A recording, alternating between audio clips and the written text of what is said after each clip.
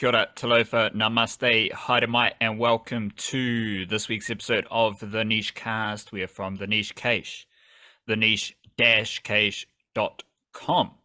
And a lot of the topics we're discussing today you can read about on our website. We've got a fresh flying Kiwis yarn. We've got the football Ferns debrief from the game against Vietnam. Got a Warriors versus Sharks preview, as well as plenty of notes on the Warriors win over the Eels that I wrote earlier in the week. What else? We've got a domestic cricket yarn with notes for every single domestic cricket team midwinter. The Wildcard's got a Tall Ferns debrief, got the NBL yarn. I'm going to be doing a White Ferns tour of Sri Lanka debrief tomorrow, and I'll also probably have a Kiwi County tour wrap up coming up this weekend after the county championship games are finished. What's on your agenda to write about for our website, theniche-cache.com, Nico the Wildcard? Well, by the time this is all, this podcast is up and published, I should have finished the wrap of the Under-19 Women's Football Championship, the Oceania qualifiers that just went down. That's all written, just got to edit that and publish that. So on top of that, I'm sure I can squeeze another Football Ferns World Cup adjacent piece out. I was thinking of doing something along the lines of looking at their 3 group stage opponents and their form leading into the tournament. That might be an article if I can get enough out of that. Otherwise, it'll be a segment in the Substack on Friday. We'll see how that goes. Booyakasha. We also have our subscriber podcast that goes out for the Patreon whānau and anyone who has a paid Substack subscription. It's just 2 different platforms. However you want to support the Niche Cache, however you want to donate to the Niche Cache on a monthly basis, you can do it via Patreon or Substack with a paid subscription. Either way, you're getting an extra podcast every single week. And our Tuesday podcast, we went into Warriors and Football Ferns playing styles, both of which are still relevant here on Thursday. And the Football Ferns don't play for another week. Warriors are playing Sunday. So that subscriber podcast is going to be relevant right up until the Warriors playing the Sharks, and probably after, because I don't see any changes to their playing style in that game either. So that's just a good way of supporting the Niche Cache. If you do want to fund the Niche Cache directly, like right now, all of our revenue, all of our earnings come from people donating to the Niche Cache via Patreon or a paid Substack subscription. And we whip out that extra podcast every week. So whether it's patreon.com/our Niche Cache, whether you're doing a paid Substack subscription via the nichecache.substack.com, haere mai, we welcome everyone. And you don't whatever you can offer is all good. There's an extra podcast for you every Tuesday afternoon there. Obviously, Tuesday afternoons, we also got the Variety Show podcast, which is more of a buffet. Here, we're just here the Niche Cast, we're just here to spin a big old yarn about Kiwi sports. And tomorrow's Friday, as the wildcard tease there, we've got our email dispatch via Substack. So it's completely free. Every Monday and Friday, we send out our email newsletter with Niche Cache content. The latest things we've written for the website, the podcast links, and specific things like Canterbury Rugby League signing a deal with the Bulldogs, which I find hilarious, kind of because the New Zealand Warriors fans are so insecure and anxious about other NRL teams being involved in New Zealand, but also because it doesn't really mean anything. There was also a deal, I think the Sea Eagles signed a deal with Auckland Rugby League. So the Warriors, they've got Tanner Stowers-Smith, who was actually initially signed to the Bulldogs in 2020. Then he joins the Warriors. The Warriors have also signed, I think, 4 players from Canterbury Rugby League for next season. And of course, if you're a young rugby player in Canterbury or Auckland, you don't have to go to the Sea Eagles or the Bulldogs. You can go to any NRL team you want to go to. So I kind of find these partnership deals a bit overrated, bit of a laugh. But I'll be writing about it for the email newsletter tomorrow on Friday, as well as a whole lot of other Kiwi sports yarns that we write specifically for the email newsletter. Apart from the website, theniche-cache.com, and the podcast, we hope everyone can subscribe on YouTube, get our YouTube numbers up, as well as if you're just audio folk, that's all good. Make yourself heard, make yourself known. But right now, the biggest thing is the email newsletter, because you get everything Niche Cache sent straight to you and you get yarns written about Kiwi sports every Monday and Friday evening for you. That was a mouthful. So I need some mindfulness. What do you got, old mate? I've got a dose here from my main man Ram Das, who I'm sure pops up at least once a month on these mindfulness things. But he's got a lot of bangers, and this week's one is, quote, "As long as you have an ego, you're on a limited trip." End quote. Yeah, haven't quite won the battle over the ego just yet, I'd say. So I'm still Trip's on still a limited. I'm still on a limited trip, and folks can specify what trip that is. But I'm still on a limited trip because my ego is still in control, and it's a constant battle to operate in the divine serenity of the soul, and then have your ego just shouting bullcrap at you. It's a battle, and I'm still on that battle. So shout out Ramdas for bringing that up today in the midst of that battle. Let's just say that. Yeah, and I mean, thinking like realistically, I don't know if anyone's ever entirely shed their ego. I Yeah. don't think anyone's done that while they're alive. So I think it's also kind of saying by definition, life is a limited trip Mm. to some extent. Less limited though, the more you're able to free yourself from that ego anchor, I guess. That makes sense, I suppose. The old You know, ego and also anchor. it's Ram the ego anchor. Yeah, that might end up being an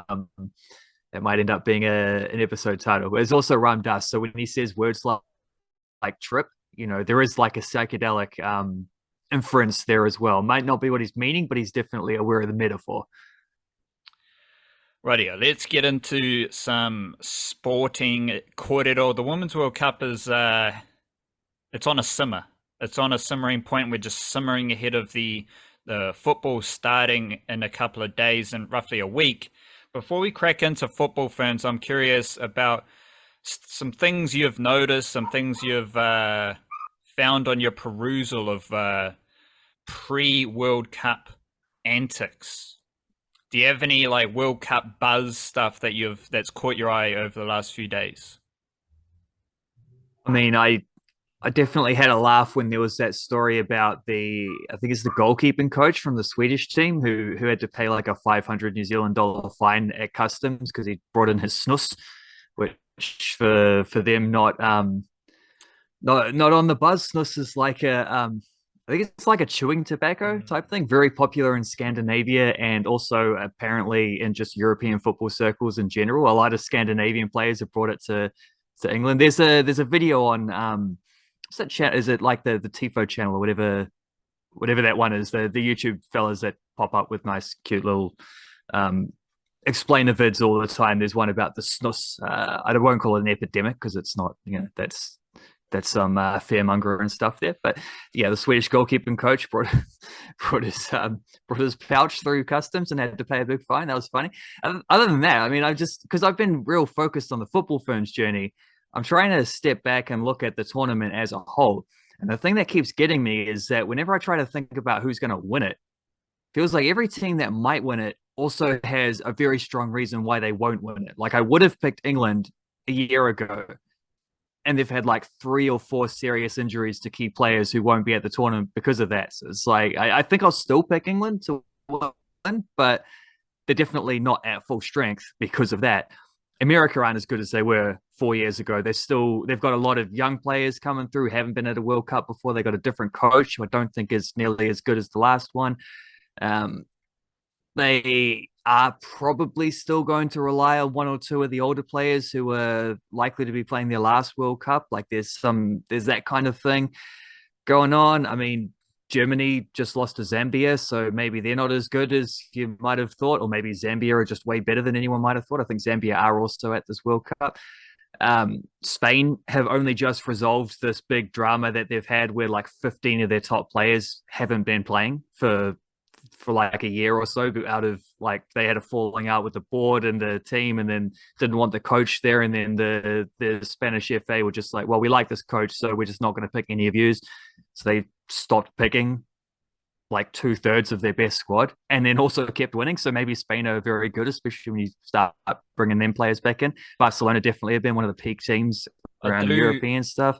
I would add that Spain, they've got the. I don't know the correct term, but seems like they've tapped into a bit of a curse. Like personally, anyone who wants to try the haka from another country, like Oh yes, you're all right. good. Like you're welcome to try and embrace the Māori culture. Like, in New Zealand, I think we're quite, and it's hard to say as half Pākehā, half Palangi lads, but Aotearoa is quite sensitive about other people doing the haka. But I don't like whenever it's done, it's not mocking it. It's like you can feel that they are trying to embrace what it is, but the way they do it comes across as mockingly. But I don't think that's in their intention at all. But it does feel like some bad juju. So I'd say any team that you've seen with some dubious, not dubious, but any team you've seen trying to embrace Māori culture, the haka, anything else, and it doesn't appear to be in good faith, but I think it is in good faith. But regardless, you might be tapping into some bad juju, and I'd say Spain, they're not going to win the World Cup because of what they did. You know what I'm saying? Yeah, I know exactly what you're saying. That's the plot of almost every movie as well. Like every horror film, is when the old the house built on the indigenous graveyard or that kind of thing. You can't be doing that stuff.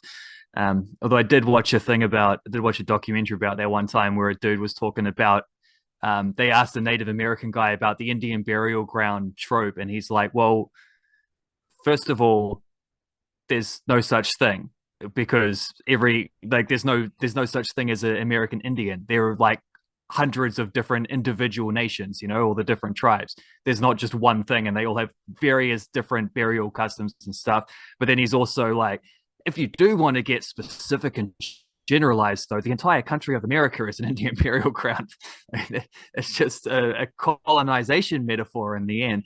But yeah, that is bad juju. Be careful with that stuff. I would also say bad juju is when players, and I mean Spain have had this as well. The players versus the governing body drama as well. Spain have had that. Canada have got that going right now in a big way. France have got that going in a big way. Like Canada are Olympic champions. Like this is what I'm saying. Every one of these teams you think they might be, one of the favorites to win this tournament. There's also a very firm reason why you're like, yeah, but I'm not confident in picking them for this thing. And so it might just be a wide open World Cup, which is a rarity because it's normally just America who wins these things. Sounds like you're talking yourself and us who are listening to you into some football ferns winning the World Cup Hey, hype. Like it sounds like all the big Donnies there, they've got their issues, bad juju, battles with the boardroom, all that stuff. To be honest, that seems like a massive part of general sport in general right now is the players and them standing up for what they feel like they deserve, which is completely all good. All of which is aligned with the football ferns winning this World Cup. I think the football ferns are going to win the World Cup. Less hot take. I've said this a few times. The football ferns will definitely get a positive result in pool play, whether it be a win or a draw. I reckon they can win that game against the Philippines, but we'll wait and see. Fresh off that win over the Vietnamese 2-0 earlier in the week, I'm curious on your thoughts on like what is the football ferns' strength, but also in a sense of like their team identity. Like what is football ferns footy built upon? What is their team identity and what is the strength? But I'm looking for like one thing. So it's like their major strength that is their team identity. Because any successful team, they've got a clear identity, they've got a clear playing style. Like this is who we are and this is what we do. I think many people look at the football ferns and they're like, I don't know if it's a goal scoring identity, so we might be able to rule that one out. But I'm curious, just having watched them play against the Vietnamese, to be honest, you are you're the best football pundit in Aotearoa, and you've been following the football Ferns the closest of anyone in the world, I'd say. What is the main strength or team identity of this football Ferns group? Well, I have a good answer for that, but just quietly before I say that, well, we're talking a little bit facetiously about the football Ferns being able to win a World Cup, obviously, but for the same reasons, kind of don't dark horse, nothing better than a dark horse because there's a limit to ability compared to other countries. But I do think like Australia, legitimate dark horse candidates. I think semi-finals is probably where they cap out, but we'll see how that goes because if you get to the semi-finals, you might just win the World Cup. If you can get that far, you're in it. You're in the mix. There's only two more wins you need to lift the trophy. I don't think they'll do it, but I will say I'm not going to say that they're not going to do it. You know what I mean? Especially when you look at just their biggest rivals seem to be a little bit just, all the stuff I was saying before, just that no one seems to be firing on all cylinders at the moment. And I kind of think Australia are rounding the corner into where they might actually be peaking at the right time for this World Cup. And they're going to get a massive buzz out of, we're going to get a massive buzz out of playing home games. They're going to get an even bigger buzz because add 30,000 people to every stadium capacity. You know what I mean? So there's that. I will just say the Matildas are in a decent spot right now. As far as the football Ferns identity, I think if you want to boil it down to one word, it would be something along the lines of I think physicality. I don't necessarily mean that in the way where if you look at the American team, for example, where every player is just faster, taller, stronger. You know what I mean? They've got better athletes. They've got the best athletes probably on that American side compared to anyone else. We don't have the best athletes, but what we do have is players who will put in a 90-minute plus injury time shift kind of thing and will not jump out of tackles. They will, they will go for the ball if it's there to be won. The style of play is a little bit, we're not good enough to play the one touch passing stuff all the way through. There was some nice actually hints of stuff like that against Vietnam, but that was also because they're playing against a weaker team. You take the ball off of them, they don't necessarily know how to keep it against a good pressing team with more ability. So it goes. But that also leads them into being a little more direct in how they play. They are going to look to get wide, put crosses into the area. All that is quite a physical way of playing as well. It's competing for headers and stuff like that. It's making extra sprints, overlaps, dashing back when you lose the ball and have to get back into defense, those kind of things. A bit of transitional play. It's that kind of thing. That's what I mean by like physicality with the football Ferns. And I do think there are some things about them that I think can surprise other teams at this World Cup. I think that is not one of them. I think that's something that's been well established for at least a decade about the New Zealand women's football team. Other countries know that they're going to get a certain type of game against New Zealand. I think that's why we get a lot of friendlies against better teams as well. I think we're just the kind of team that those teams like to play because they know it's going to be difficult, but they're also still going to win because we don't tend to beat teams better than us. It's the right kind of friendly match where you get all the kind of, but if you're a team like America or whoever, or Japan or some of these other countries we've played, Canada, countries we've played a little bit in recent years, like you're going to get a good test out of that friendly game against New Zealand. You're also probably still going to get the rewards and score a couple goals and win because that's how those football Ferns results go. But that's a nice endearing thing that the team has. And as I say, there are some other aspects that might surprise people at this tournament. So physicality like that seems like a very Aotearoa Kiwi sports thing, and I'm looking forward to seeing the football Ferns outmuscle the Philippines. Like that just seems like what's going to happen, and the football Ferns will win the World Cup. That sounds like a bit like Argentina rugby to me. Like you could say it again about South Africa. You could say it about one of like Ireland or one of the European teams. I think France is quite good now, but they're too good. Like Ireland, France, and South Africa are some of the best rugby teams in the world. Football Ferns aren't one of the best football teams in the world, but they are good at football. Argentina's good at rugby. But when the All Blacks play Argentina, like those dudes know about it because Argentina's smashed them in rucks for 80 minutes and they've just been hammered. Whether it's in Aotearoa, whether it's in Buenos Aires, like no matter where the All Blacks play Argentina, you're going to get beat up. And I think that's a bit of a football Ferns vibe that I'm looking forward to. Maybe less bruises and just like more rough and tumble kind of footy, which will be good to see because all Kiwis love a bit of rough and tumble footy. We've also got flying Kiwi stuff being weaved in with the Women's World Cup and outside the Women's World Cup. Millie Clegg has signed with the Western Sydney Wanderers, which is an interesting deal. And just looking through some of your tweets for our Twitter account, The Niche Cache, at The Niche Cache, you've also been on top of Fabiano Parisi leaving Empoli, which opens the door for Libby Kikache for just a consistent left-back role for Empoli. And you've also got some scuttlebutt about Joe Bell. There's rumours that he might be off to the MLS. However, you're not as up on that rumour. You reckon he's going to be staying in Europe. Now he's with Brøndby. So, yeah, you seem to think that Joe Bell's going to be staying with Brøndby. Just give us some hard and fast details. Millie Clegg joining the Wanderers. Millie Clegg joining the Wanderers is, I think, one that caught a lot of people off guard. I think it was just a one-year deal. I am planning on writing about this in the Substack newsletter as well, so maybe flesh out some more ideas by then. But the sort of, the hard and fast version of this is that I think Clegg is someone who's quite specific about her the progress of her career. She has, her mum was the captain of the Black Sticks hockey team at an Olympic Games. Like she has some high performance sporting not only genes, but someone to speak to and bounce these things off.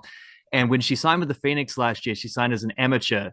She could have played professionally, but signed within a professional spot on the roster as an amateur player in order to preserve eligibility in case she wanted to go to the USA and do the college stuff, which frankly, I would absolutely beg her not to because she's too good for that. Like the first year or two might be great progress. The third and fourth year, you're just falling behind all the players in Europe who are the same age, but are playing against the best players in the world rather than playing against other players your own age kind of thing. But the fact that she's gone to Western Sydney now, I'd say that sheds the college thing because I'm guessing she signed a professional deal there. They haven't said anything about amateur considerations. And also this is the year that she would have done that, first year out of high school, had she been planning on that. So that's good. That's good news. And I suspect it's one of those things where it's just like maybe she got more assurances of game time at the Wanderers, who were sort of a solid but kind of middling team. Last season, they actually had a terrible start, same as the Phoenix, but they figured things out a bit earlier. Didn't make the finals, though. Malia Steinmetz plays for Western Sydney, or at least has done the last 2 years. So if she's back, then there's a football Ferns connection as well. And yeah, the Phoenix have talked about needing to score more goals. They've lost their top goal scorer in consecutive seasons now, which isn't ideal, but it's not like those top goal scorers were hitting double figures or anything like that. Clegg top scored with 4 goals and played mostly on the wing and off the bench. So I think this is just one of them progressive steps kind of thing. I wouldn't be surprised if she's only doing the 1 year in Western Sydney and then scouting out maybe something in England or something like that, particularly if she manages to get on the pitch a couple of times at the World Cup. I think you've talked a lot about Kikache, so we don't need to give the Kikache rap, but Well, I do have one buzz on that though. If you think, because Libby Kikache, right, New Zealand's best left back. If you think in the last, 30, 40 years of football, who would you say is the best left back you can think of? Roberto Carlos. Oh, damn, that's a good answer. Who's the second best? Who's the best European one? Patrice Evra. He was solid. I was trying to get you to say Paolo Maldini, but you came up with 2 very good answers as well. He was a centre back. He was a centre back when I was following footy. Left back who could play centre back, but I only know Maldini as a centre back, so Like you're a bit deep in the mangroves there. Like I was throwing out some very casual names. You went a bit deep in the mangroves, but continue. Well, anyway, Paolo Maldini, the legendary left-footed defender. Yeah. um, his son, Daniel Maldini, has just signed on loan with. He's also plays for AC Milan. Maldini being just a legendary AC Milan family in general, because I think Paolo's dad also played for them and was an Italian international and a very famous player. Um, Daniel Maldini is sort of working his way up there. He was on loan last season. He's signed on loan with a different club this year. That different club is Empoli. He's not a left back, doesn't keep that family trend going or anything like that. He's actually an attacking midfielder, but teammate of Lupi Kakache. So, he is going to be playing with the son of one of the best left-footed defenders in history. Hopefully he turns up to a few games and training sessions and, gets to pick up a few words of advice from one of the greats there. It's a nice little twist to the Kakache tale there. While we're on that buzz, you've been following Marley Luluai closely, and he's signed. You've got him in the Burnley, Bromley, yes. Burnley. So he's now in the Bromley. He's now in the Burnley Academy after being at Manchester City. So you got Marley Luluai chasing a professional footy dream. And I've also scouted out Siamani Luluai playing under-20s rugby league for the Canberra Raiders. And he's from Northland. I think he played Northland rugby, a bit of rugby league. I think his rugby union was played at Mid-Northern. So a bit of the whānau connection there. The Luluai is obviously fantastic sporting whānau. Basically the New Zealand equivalent of the Maldinis. Joe Bell. Accurate. Joe Bell, you seem to be poo-pooing this MLS buzz. Is that a correct interpretation of your tweets? Yeah, I mean, the rumor came from an MLS journalist, so there's clearly something to that. And it makes perfect sense that MLS clubs would be interested in a player like him. They've probably been following his whole career because he did have quite an outstanding college career with Virginia, who when in his last season they went all the way to the national championship final and lost on penalties. Two of the guys from that team got drafted in the top 6 overall and are now USA internationals. And Bell himself probably would have been drafted even higher than that. They were talking about him maybe being a top 3 pick. And he chose not to do that. He went to Viking in Norway instead. But obviously, MLS clubs were having a very close eye on him if he's talking about him being drafted nice and high. And now that he's at a point with Bromby where he's not playing much, he's been in and out of the team a couple different times. They've gone through some poor results, and I don't think they've quite put him in the best position to succeed as well, which is part of that too. But new coach came in midway through last season, didn't really seem to use him that much, particularly in the last couple months of the season, barely used him at all. So there is like a little downswing in his career. So this is the time that other clubs would start being like, well, if you don't want him, we do, kind of thing. However, I think if he was going to go to MLS, he would have just done it then. I think the fact he moved to Europe shows he's aiming the European pathway. And if he were to leave Bromby, I suspect he'd more likely go to England. And there is also connections why that would be the case. Because he was born in England. He has English family. He was linked relatively heavily to, I think it's Barnsley, before he left Viking. While he was still there, Barnsley definitely put in a bid, tried to sign him, were knocked back, ended up going to Denmark and presumably a bigger deal kind of thing. But the English connections are just as strong as the American ones, if not stronger. In fact, they are stronger because there's family connections as well as footballing aspects there. So I suspect if he left Bromby, he'd go there, but I also just don't know that he's going to leave Bromby. I think he's contracted till 2026. I think he might just, give it another season at least of just hang around, wait till the chance comes along, and then take it when it does. Let's crack into White Ferns. White Ferns just finished their T20 International Series against Sri Lanka. They won the T20 Series. They won the first 2 games, bowling first, dismissing Sri Lanka for less than 120 in both of those games. Then they got absolutely smoked in the third dead rubber T20 game. Batting first, 140 for 9. Then Sri Lanka chased that down in 14.3 overs. Shamari Atapatu going absolutely bonkers once again. Across the ODIs and the T20s, the White Ferns lost 3 games. They lost 2 ODIs, 1 T20. All 3 of those games, Shamari Atapatu went bonkers. She just smashed the White Ferns bowlers around. So, yeah, it's a very even series. We've had Tall Ferns basketball recently, and I'm curious to follow the Football Ferns in comparison and contrast with these other Wahine teams, White Ferns and Tall Ferns specifically. Tall Ferns really made a leap, I reckon, in the Asia Cup. They did something they've never done before. They showcased the strength of Aotearoa basketball, and we've got the Tauihi competition kicking off. We might touch on that later on with the NBL weekend preview.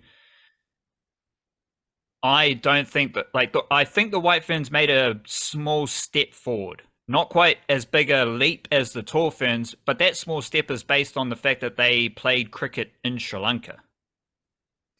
They haven't really done that much before. So they went to Sri Lanka. They did win a series in Sri Lanka. So that is some progress forward, which is great. However, a lot of it was same. We know the White Ferns, they're a good ODI team. They're a winning ODI team. Let's double check on their record in ODI cricket. Since the start of 2020, the White Ferns are 13-23 in ODI cricket, and they are 22-17 in T20 cricket. That's how this series, that's how this tour played out. They're not a very good ODI team. They lost the ODIs in Sri Lanka. They're a better T20 team. They won the T20 series. That's cool. Good players, like the batters scoring the runs. Bates Devine and Amelia Kerr scored most of the runs. And Leah Tahuhu took most of the wickets. Eden Carson's emerging as the best spinner, which is good. Rosemary Mayer didn't seem to play a game, which is a bit weird. And that's where we get into like the same for the White Ferns, because there's still a bit of weird stuff happening. Like, I'm balancing those two ideas, right? Like the White Ferns, they won the lost the ODI series, won the T20s, and they were, their powerful hitting and some of their cricket was just too good for Sri Lanka. Great. But there's still a lot of weird stuff. Like Lee Kasprick called into the squad. She played the first T20 game, took some wickets. Second T20 game, which the White Ferns also won, she got hit around, which happens in T20 cricket. She's dropped for the third game. Now, Rosemary Mayer, she didn't play any games in Sri Lanka. Might have been carrying an injury. Who knows? I don't know. And it's a weird one, but coming off that being smacked in the third T20, yeah, it was a dead rubber, and that I think that led to Izzy Gaze and Molly Penfold coming into the team. And they don't really perform to the standard because they haven't played enough domestic cricket. Like Molly Penfold just doesn't have the season after season of wicket taking in domestic cricket to perform in international cricket. Her only game, she plays the third T20 game, she bowls 3 overs at 9.6 in RPO. And okay, what's the development there? She's got a bit of experience for the White Ferns, but she just got smashed. What's wrong with just letting some of these cricketers play domestic cricket, especially when there are other good players in domestic cricket who have taken wickets, scored runs in domestic cricket, who aren't selected. And this is where the White Ferns fall short, because the best batters score some runs, 1 or 2 bowlers take wickets, but when against the stronger teams, you need those role players chiming in. And the role players have done nothing in domestic cricket to prepare them to chime in at international cricket level. Izzy Gaze scored some runs. She had a, let's say, horrible dismissal. I called it a reverse something because it wasn't a reverse sweep. It was It was like a reverse glance attempt, but it was done to a Yorker and she got bowled and it looked terrible. She scored some runs. She had a little whack in her only opportunity with the bat. However, I still think a lot of her wicket keeping is untidy. Like, the ball doesn't stick to her gloves. The ball just bounces everywhere else. And it's like, I don't know, like, I still don't have any clarity on the wicket keeping situation because we had Izzy Gaze was the wicketkeeper last year. Then they went to Jess McFadden. Then they went to Biz Odenhout. Now they're back at Gaze for one game in this series. Like, there's no clarity about who's the best wicketkeeper. The role players still don't contribute very much. And the series, the tour, the results of that were in complete alignment with the last 5 years of White Ferns cricket.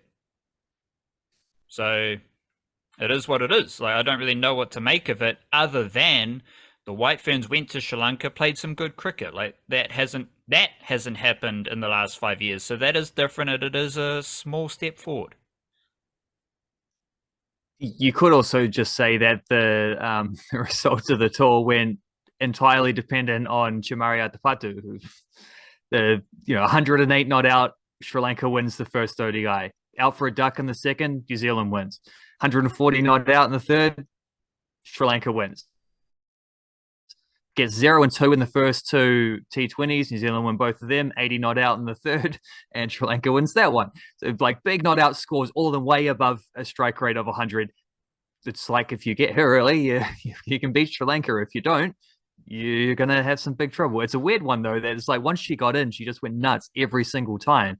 And if it happens once, that's one thing. If it happens the second time, you've got a problem. The fact that it happened in the T20 series, on top of her having done that in the ODIs as well, is a little bit of a concern. Well, just yeah, go. Just quickly, like, Molly Penfold actually played the T20 one game in each series. So she played one game in the ODIs, 3 overs at 9.66. So in ODI, you can bowl 10 overs. She was only graced with 3 overs. Like, that is your, hostile young seamer, and you're only bowling her for 3 overs in an ODI. T20 game, she bowled 1.3 overs at 18.66 RPO. That doesn't seem like a very good development route for Penfold either. Now in her career, 6 games bowled in 5 innings, she's taken 2 wickets at an average of 77, 3 T20 games, and she still doesn't have a wicket.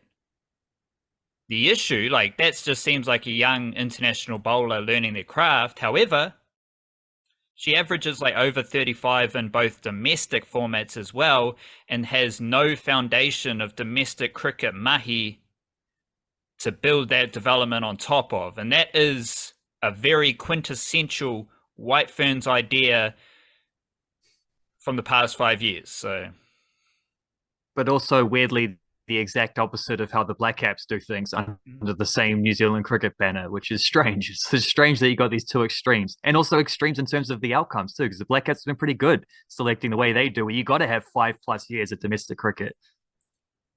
Let's touch on this New Zealand Warriors versus Cronulla Sharks game going down Sunday Arvo in Auckland, good old Mount Smart Stadium.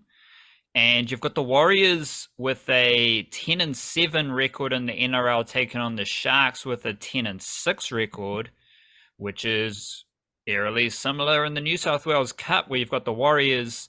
They've got a 10-1-7 record. Newtown Jets, the feeder club for the Cronulla Sharks, they've got a 10-1-6 record. So basically, the Warriors have an extra loss compared to the Sharks and the Jets from an extra game played.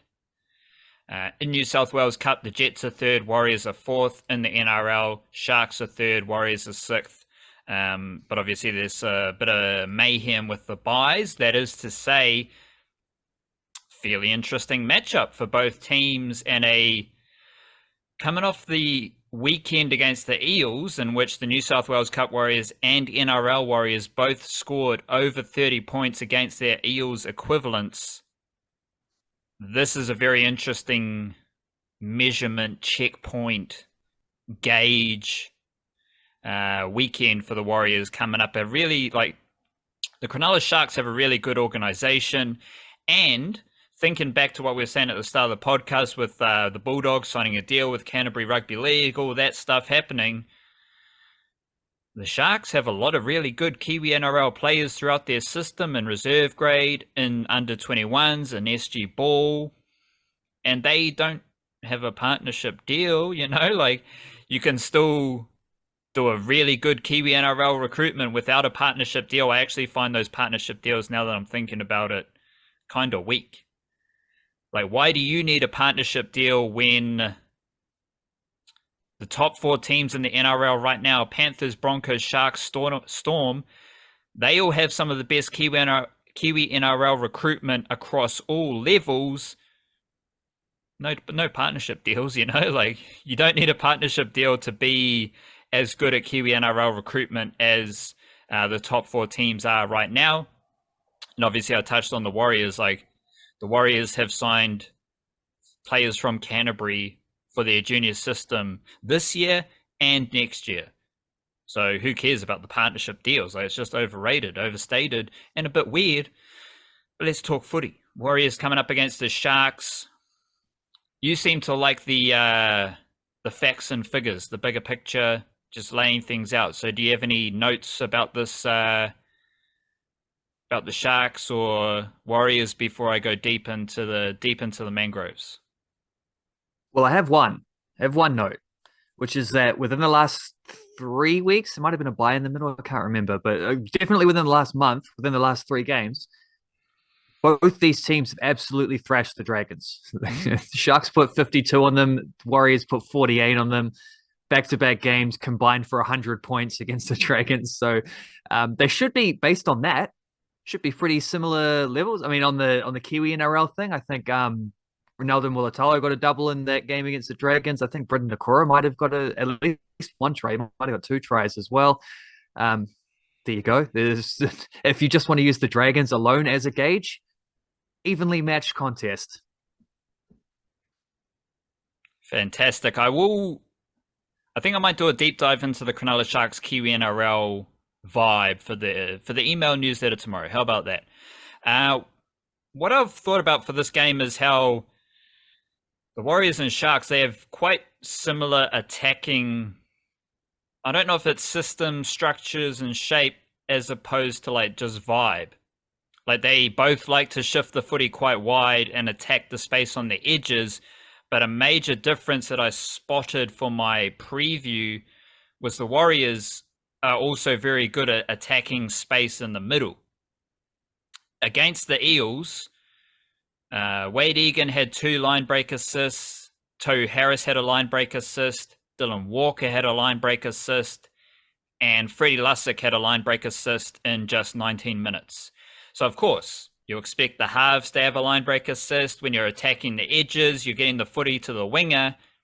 Your centre might have a line break assist. Your fullback might have a line break assist. In one game, 2 middle forwards had a line break assist and both hookers had a line break assist, which I think highlights how the Warriors go about their mahi, as well as attacking the edges. And then shout out to statsinsider.com.au, I think it is.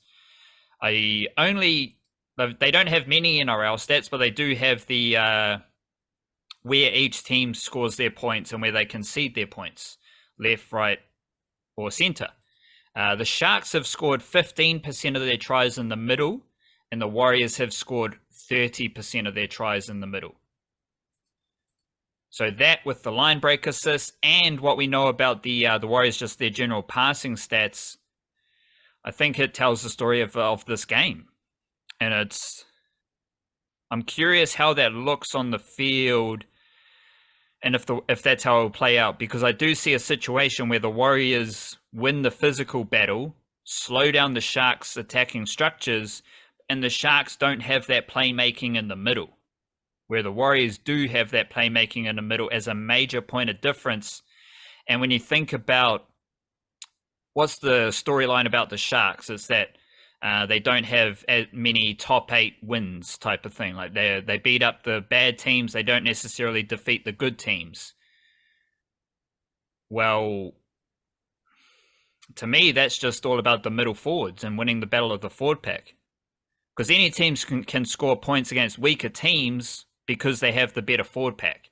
But if you like having a better forward pack against the top 6 team is really difficult, and if you don't, you're going to struggle to score points. You need to win the battle of the ruck. You need to win the tempo battle, the momentum battle, the physical battle, and I think the Sharks and the Warriors, I don't see much difference for the Warriors here, because the Warriors haven't won that physical battle against the Panthers, Broncos, or Storm.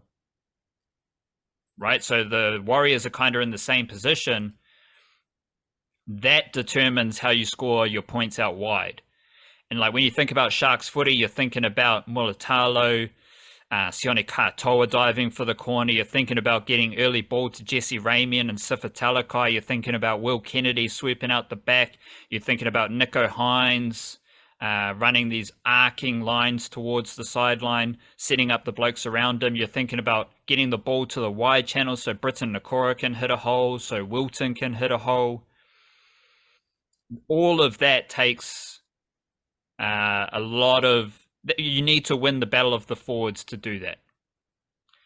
And there's no Bunty Afoa for this game. And I think the best Warriors team has Bunty Afoa starting. Then Dylan Walker comes off the bench. And I think the best Warriors team has Mitchell Barnett on the bench, where he can cover edge forward, he can cover middle, and he can still play big minutes off the bench because that's what he does.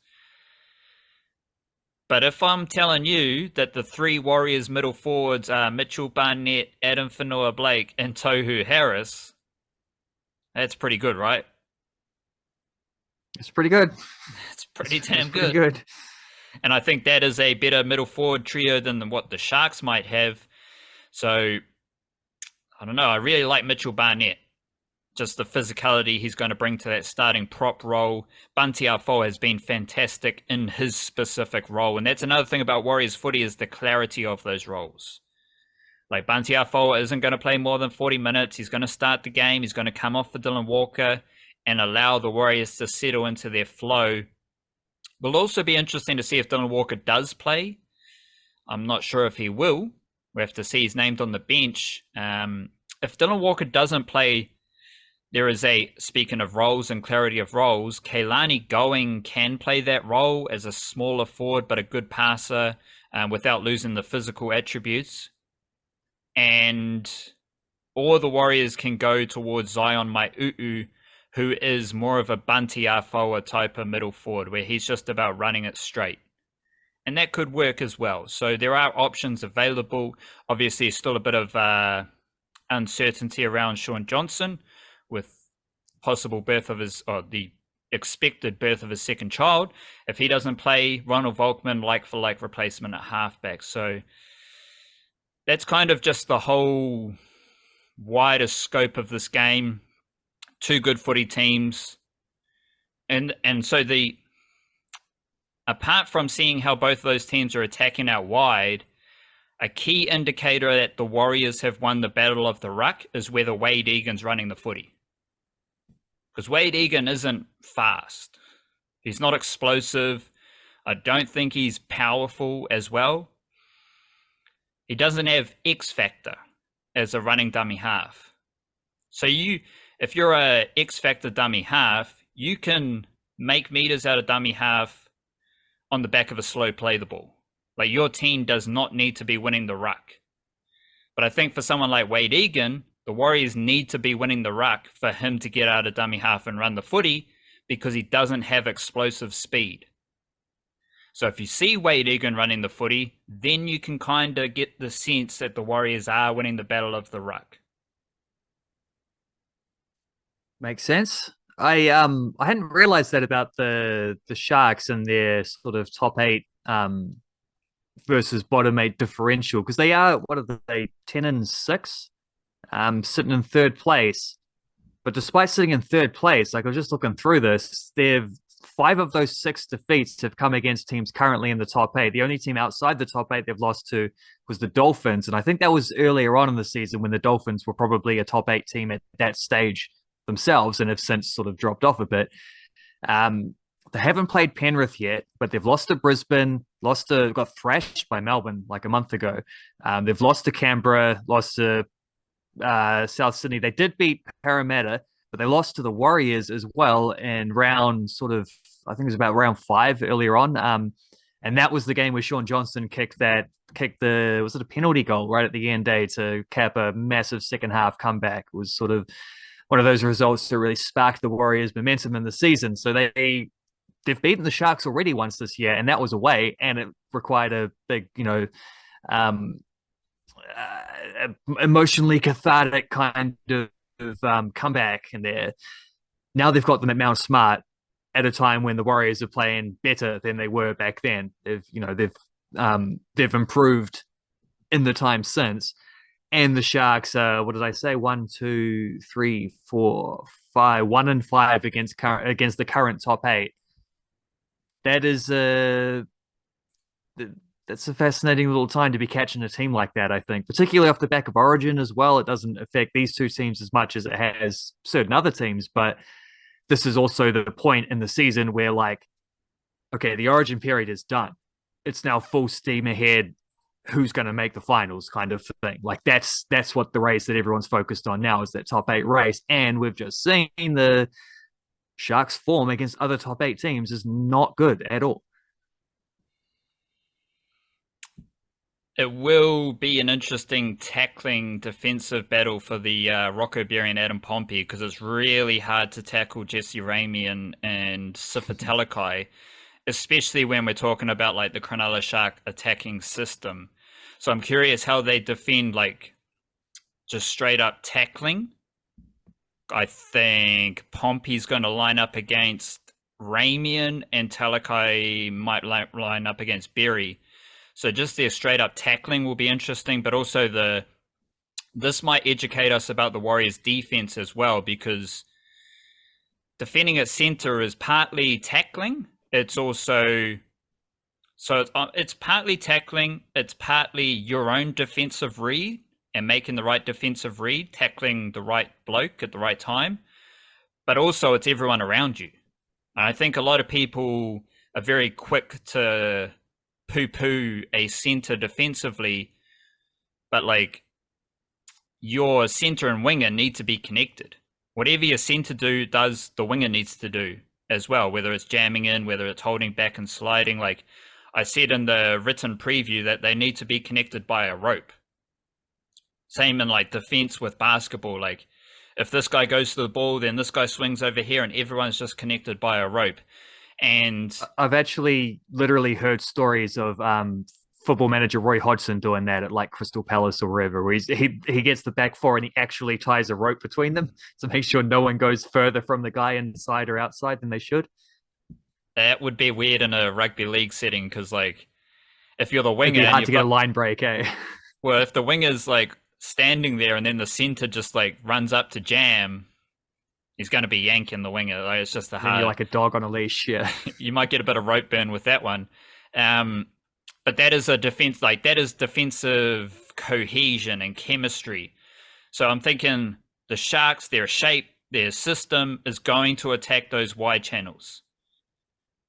The centers have to make their tackles. The centers have to make good defensive reads, but also they have to be tied in with Luke Metcalf, Sean Johnson, with the wingers, with the edge forwards. Like it's an edge defense as opposed to the center. So it's going to look like Pompey versus Ramian.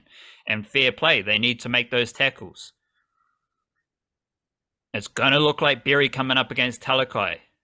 Fair play, Berry needs to make those tackles. But also, how does the edge defend the Cronulla Sharks' edge attack? That is a very important battle. And also, Luke Metcalf played for the Sharks.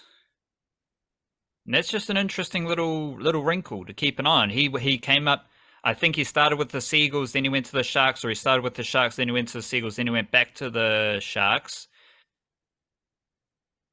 And he's going to be playing up against Matt Moylan, so this might be one of those little games where it's like, is Luke Metcalf better than Matt Moylan right now? That'll be interesting. Is Sean Johnson better than Nico Hines? Is Nickel Clockstar better than Will Kennedy? Is Rocco Berry better than Talakai? I don't know. I do know that I love those middle forwards. Tohu Harris, Mitchell Barnett, Adam Fanua Blake, that is all class. It'll be fascinating to see what happens.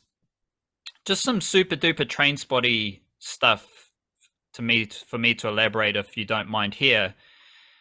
A couple bits and bobs that I've seen in the like under 21 team list. Chris Viola, he is a Waitemata junior. The Knights recruited him, but now he's starting center for the Sharks. That seemed like a mid-season switch, and this coincides with Simi Sasangi leaving the Knights for next season. The Knights lost Stafford Toa. They lost Jerome Amasia. Basically, any Kiwi NRL junior who was in the Knights system heading into this season's gone. They do have other youngsters like Sebastian Sua, Temple Kalepo, and some other notable lads. They played in the SG Ball final, for example. But a lot of their Kiwi NRL juniors are leaving, and Chris Viola is the latest. He's made a mid-season switch. And that Sharks team, while we're talking about the Sharks, Viola's starting centre, Salisi Ata is starting prop, Felix Fa'atili has gone from SG Ball with the Sharks to under 21s with the Sharks, and Paua Papuni Abbott is on the bench as well. Papuni Abbott is a massive forward. Felix Fa'atili from Canterbury, he is a massive forward. Salisi Ata Otahuhu Jr., he's a massive forward. Sharks have got some massive Kiwi NRL forwards there. And there was also Bailey Bentley Harpy. He came up through the Roosters system, but now he is named at centre for the South Sydney Rabbitohs. He's from Northland. And the Roosters recruited him in the same way they recruited Pompey, Joseph Manu, Satili Tupanuia, Nofahu White. They recruited Bailey Bentley Harpy from Northland, and he has quietly made a switch to the Rabbitohs, which is quite interesting. And of course, I did mention Siamani Luluai from Northland. He is starting centre for the Raiders. Other starting centre for the Raiders under 21s, Jack Sanford from Christchurch Boys High School. So the Raiders have got a Kiwi NRL centre pairing in under 21s footy. And obviously I did mention two players from Canterbury, Jack Sanford and Felix Fa'atili, who are playing for completely different NRL teams. And that just shows you every NRL team is recruiting from around Aotearoa. Just make sure I haven't missed anyone here. I did have some funky notes there. Oh, that's enough for today. Francis Manulelua, he is also starting centre for the Panthers. He played last week. He started the season in SG Ball, but I think he got injured in the first game at SG Ball, and he made his return in under 21s for the Panthers. He's playing his second game. Obviously, Papatoi Panthers Jr. He played first 15 rugby and junior rugby league with Ali Liatawa. So that's quite interesting. Any other rugby league things, or should we crack into some NBL basketball? I guess we better do some NBL basketball, I suppose, if you don't have anything else. Nah, doesn't look like it. Let's the basketball it is then. A little bit of NBL basketball. Tauihi basketball has started. Any Tauihi thoughts? One game? No, because the first game was on Wednesday night. I was at football training while it was happening, so I didn't get to see any of it and haven't had a chance to catch up yet. Did you watch any of it? Did you catch anything?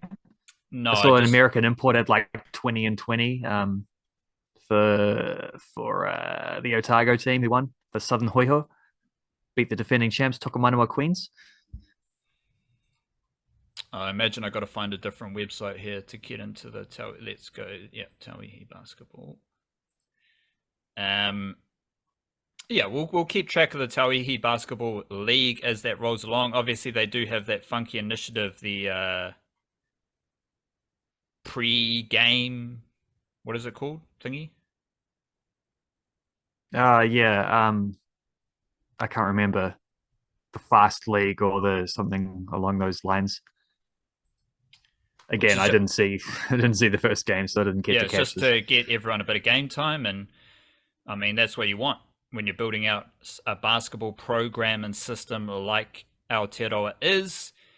NBL basketball, we have we're still chasing it's a top six. So the Hawke's Bay Hawks, they've got 7 wins and they are in sixth. Nelson Giants have 6 wins in seventh, and then you've got the 3 teams still on 5 wins. The NBL ladder goes in this order: Tuatara, Nuggets, Bulls, Rams, Saints, and Hawks. As far as the matchups go, this might be the last round of basketball. A little bit of It is. so this is the last round of basketball heading into finals. You got a Canterbury Rams versus Franklin Bulls. Canterbury Rams home game. That's a Friday night. We also have Tuatara versus Saints. That is the last game of the season. What are you interested in this weekend about NBL basketball? Yeah, well, I did break down some of this stuff on the variety show on Tuesday as well, because it's quite a it's who finishes second and it's who finishes sixth that are the real funky ones going into obviously setting up the playoffs from next week onwards. Otago and Franklin are both on 24 points, so that's the sort of battle there for the second spot. Although looking at it, I guess Canterbury would come into the mix if they beat Franklin and Otago also loses to Taranaki, which they probably won't. But if anyone could beat anyone in this league, so um, that's still up to grabs. It's head to head is the tiebreaker. If the head to head is 1-1, because teams play each other twice, if the head to head is 1-1, then it's points difference from those two games, which I don't know how that would split between the Nuggets and Bulls, but I did work it out that the Tuatara on 26 points can't be caught by the Nuggets or the Bulls because they have the head to head splits over both of them. However, if Canterbury finish on 24 points, Franklin finish on 24 points, Otago finish on 24 points, which, as I say, that means Canterbury beating Franklin and Otago losing to Taranaki. That would then, I think, come down to overall points differential because you can't do head to head when there's 3 teams involved, obviously. And Canterbury does actually have the best current points differential of those 3 teams. And obviously, Franklin's isn't going to improve if they lose to Canterbury. So, and if Otago would need to lose as well, wouldn't they? So if Canterbury, if that did happen and they all finished on the same amount of points, I think Canterbury would actually get the second spot. That's a funky one, therefore. Like that's because obviously second spot means first round bye. If top 2 don't play the first round, I think it's then 3v6, 4v5, and then the winners of those 2 games would play against either first or second, which is going to be Auckland Tuatara, and then obviously whoever finishes second out of those other 3 teams. And then there's this battle between the Hawke's Bay Hawks on 14 points. They play, where are we? Who do they play? They must play someone. They play Manawatu. And then you got Nelson Giants on 12 points, but they have 2 games. So they play Taranaki on Thursday night, and then they play Southland on Sunday night. 2 teams outside finals contention, therefore 2 games that Nelson could very much expect to win. And then it comes down to, if that's the case, it would come down to head to head between Hawke's Bay and Nelson. And I don't know what that would say. I better check that out, eh? Nelson won by 9 points more recently. And then the first time they played, Nelson won by 16 points. So Nelson would have the head to head over Hawke's Bay. So if Nelson went out, they'll finish sixth ahead of Hawke's Bay. Hawke's Bay are needing Nelson to drop some points in one of those 2 games, in Southland or against Taranaki. And that might happen because, see, again, like teams can beat, every team has at least 5 wins this year. It's like teams can beat anyone in this league. Hawke's Bay just beat the Tuatara last week to snap their win streak at 10 games, snap that win streak and give themselves hope of making the top 6 themselves.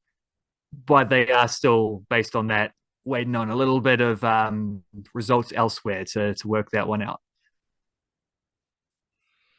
Who are some notable players from the last few weeks that you've really zoned in on? Like, stanza before this, it was old McRae. You were really enjoying McRae and his mahi for the Nelson Giants. I think back before that, it was old mate Walter Brown was catching a lot of heat from you with the Canterbury Rams. I'd say after McRae, it was Charlie Dalton, who continues to be one of the best players in the league. Like just the way he impacts games, he does a bit of everything and is high energy, which is what you want from someone like him. We've had the injection of the Webster brothers, Ty Webster for Otago, Corey Webster for Canterbury. We've had Liafa returning for the Wellington Saints. There was that I did catch the little situation for the Wellington Saints where Tane Samuel, like he went off to a street ball league or something and then he just came back. That was a bit weird, but like Tane Samuel is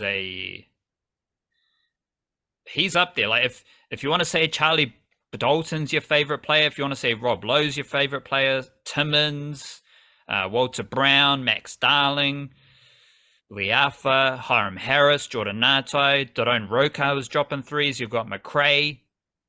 You can say any of one of those dudes is your favorite player, and that's cool. But I think a lot of people, Tane Samuel is going to be their favorite player as well because he dominates basketball games and he is really good. He can shoot a three-pointer. He's a beast. He's a physical monster. He's got a bit of pizzazz. He's kind of in that little zone where he's a big man with enough pizzazz to make it a hindrance. It's like you're it's like you're Nelson Asafa Solomona. You're a big bopper, but you're so mobile and you're so skillful that if you use it the wrong way, it can be a hindrance. But I think Nelson Asafa Solomona, like Tane Samuel, it's not really a hindrance because they know how to use it. They use it at the right times and they use it creatively to generate some funk and attack. I've really enjoyed Tane Samuel. Like he is mandatory viewing, I reckon. And especially when he's playing alongside Liafa, Tommy V. Is Tommy V still around? He hasn't gone to the Philippines yet, eh? No, I'm pretty sure he played last week. And they're a Yeah. good shot to make. Well, they will make the final. Oh, yeah, there actually could end up being a three-way tie, I suppose, between Wellington if they don't win this week. Wellington, Hawke's Bay, and Nelson could all end up on 16 points, which would then make it funky for those tiebreakers again. So, but I'm pretty sure Vodanovic is still around. In fact, was he in the Tall Black squad? I can't remember. Sure. They named an extended squad, which isn't their World Cup squad, but it's like 21 players to go into training camp. Basically, once the season ends, they'll all go into training camp, and then it gets trimmed to 18 players, and they go on a tour to like Japan, Germany, something like that. They're playing a couple like sort of friendly games, and then they trim 18 players down to 12 players, which will be the World Cup squad, and that is sort of late-ish August when the World Cup is happening. So I'm not sure if Vodanovic was in that because that by that point that might cross over with this Filipino stuff. Because I know Sam Wardenberg wasn't there either, and he's currently over trying to do some NBA Summer League stuff for the Minnesota Timberwolves at the moment. However, has a knee injury and therefore didn't play in their first two games. I'm pretty sure I spotted. I'm going to go find the replay and see if I can get a screenshot. But I'm pretty sure I spotted him. At least I did spot a white guy on the end of the bench for Minnesota with strapping on his knee. So I think that was Sam Wardenberg, but I'll have to try find a better vision than what I had just like buff streams on my phone or whatever as that was going on. But yeah, so, see how that goes. What about Tane Samuel? Like we haven't really discussed him this season. To me, he fits the mold of really funky Kiwi basketballers. A lot of these lads we are discussing are younger, and Tane Samuels is younger as well. So, what have you made of Tane Samuel? Do you have any insight on that little street ball excursion? Otherwise, what do you like? What do you like about Tane Samuel? Yeah, I don't know what the street ball thing was all about. I've got no clue. But I do like, Tane Samuel is definitely someone who because I wrote that bit about the I picked a player. I read that article. I picked a player from each team who I thought could have a crack at the NBL, and I went with Toy Smith Milner from the Wellington Saints, just because he was at that point dropping 3-pointers every game.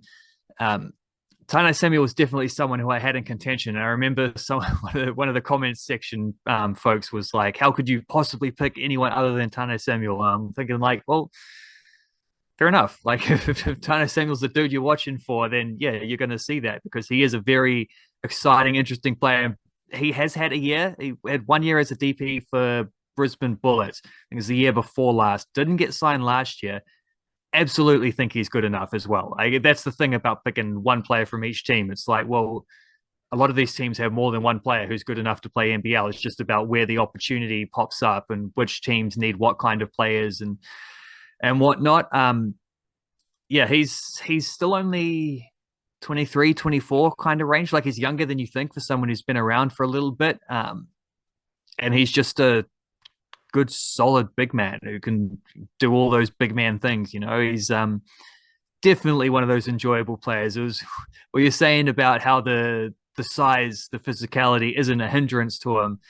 I was thinking it's not a hindrance to him, but it's definitely a hindrance to whoever's guarding him. It's one of those things. Same with Nelson Asafa Solomon. Like it's a hindrance if you're trying to tackle him. That's a hindrance. It's a hindrance that game. Was it last season where he did that little kick in behind against the Warriors to set up a try and absolutely destroyed Watane Zelezniak and concussed him for a couple of weeks. Like that's a hindrance. It's certainly a hindrance. But yeah, I mean, I was looking. They announced a couple of the sort of shortlists for some of the end of season awards for the NBL recently. Like they did the most improved player and the final four for there and the youth player, and it was three of the same players were in both of those. But like nominees for most improved player is Alex McNaught, Charlie Dalton, Liam Judd, Walter Brown. Youth player of the year is Alex McNaught, Charlie Dalton, Walter Brown, and then Robbie Coleman as well from Otago. I'm thinking like, not only are those good prospects, like good solid prospects who can play above this level that they're at, they're also super fun. Like those are just all really enjoyable players to watch, and those are the young players coming through. Let alone what's already established at the Kiwi NBL level and above, frankly, as far as Kiwi basketball goes. Like it's not just that there's talent, it's the type of talent that there is, where it's like these are players that you just want to watch play basketball. I think that is the secret to the NBL's growth in the last few years. Obviously, there's some commercial stuff where they've been getting all these games on Sky and actually putting in a bit of an effort with the broadcasts and the marketing and the just the availability of games and letting people know that it's on. Like that stuff, it just shows. It feels like that should be the bare minimum for a national sporting league that's trying to get stuff done. But it just shows if you do it properly, it works. Like you make your league accessible, it works. Like people will take notice. But it also helps when you have just this, like, I was going to say generation, but it's really multiple generations of players within the league who are just not only good, like not only the best that the country has to offer at this point in time, but also just fun. Really fun players. They're bouncy, they shoot threes, they do all this stuff, they hustle on defense, they dive for loose balls, all the enjoyable stuff you want to see playing basketball, particularly New Zealand basketball, where throwing it back to what we're talking about at the start about that football Ferns identity and stuff like that. It's the kind of things we expect to some extent, but we expect that from the best players. You see the same Stephen Adams obviously is the guy who sets the benchmark for Kiwi basketball, and you think of all the little 1%er type stuff that he does to be the best version he can be. That trend is clear from the bottom players on rosters in the NBL. It flows the whole way through. Do you have any thoughts on Finn Delaney joining the Aotearoa Breakers? Yeah, that's right. I forgot about that. I had that jotted down for one of my Substack notes as well to write about. That is not a surprise signing because I think a lot of those guys go overseas and then they do want to come back. It's like I've done the year of sort of this isn't how I want to spend the next 10 years of my life, but I did want to experience it, have a go, test myself, and then come back kind of thing.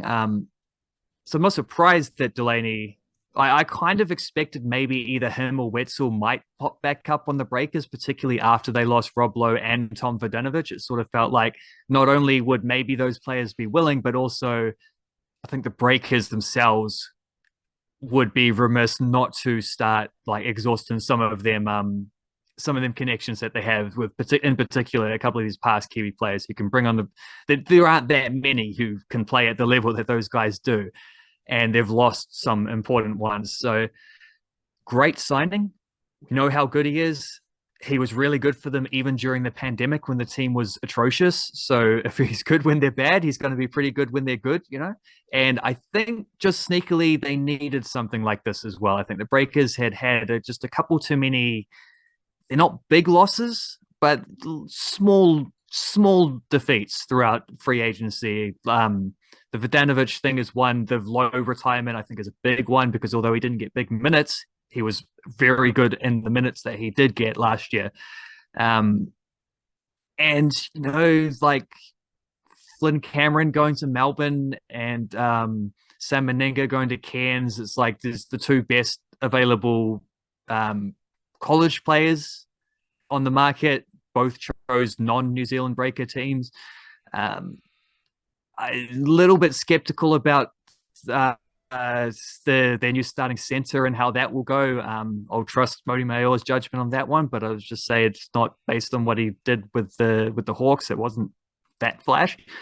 Although I think there was like maybe injuries involved there and maybe a bit of a fit as well. So it's a different matter when you get a team that really wants you, kind of thing. But they also said they wanted to bring back all three of their imports, and they're now going to bring back none of those three imports. So they've copped a couple L's throughout free agency. So I think they got the biggest one, getting Will McDowell-White back, and I think this was another big win for them as well to help steady things out. No Tommy V in the extended World Cup squad for the Tall Blacks. That'll Finn be because Delaney. of the Philippines thing. There's no Sam Wardenberg, which I think you've said before is because he's in the he's NBA adjacent. But Finn Delaney is in that squad, so shout out to him. Shout out to Aotearoa Breakers, and shout out to Aotearoa in general. Enjoy yourself. Big up Matariki. The stars have aligned for another year. As we bring to a close this year with the Matariki, and we'll be back next year for a new variety show and a whole new week of a new Matariki astral cycle. Isn't close enough? Yeah, it's the universe. It's vibey. It's the stars. It's the moon. Big up yourself. Love yourself. Kia kaha. Stay beautiful. Cheer cheer.